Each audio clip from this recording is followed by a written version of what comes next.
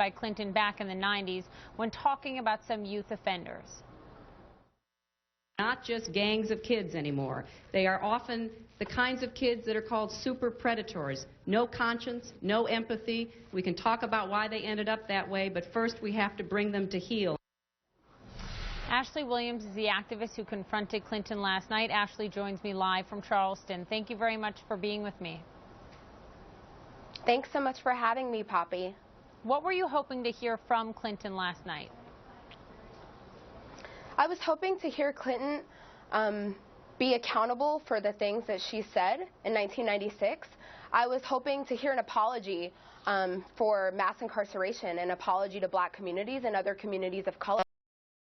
I was hoping to hear her reconcile the inconsistencies in her record.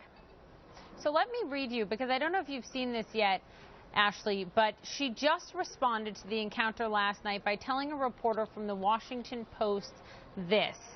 In that speech, referring to the 90s, in that speech, I was talking about the impact violent crime and vicious drug cartels were having on communities across the country and the particular danger they pose to children and families. Looking back, I shouldn't have used those words, and I wouldn't use them today. What is your response hearing that now?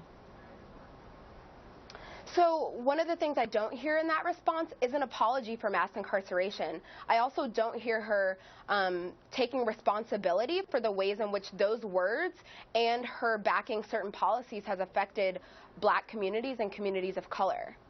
So let's play for you part of this interview that she did give to the BET earlier this month, to BET, to that network, talking about the 94 crime bill, etc. Let's play it.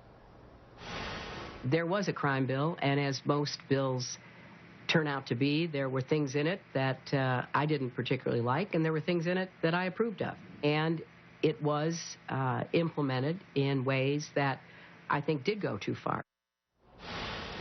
So in that interview, she spoke extensively about the 94 crime bill. It was passed during her husband's administration. She supported it.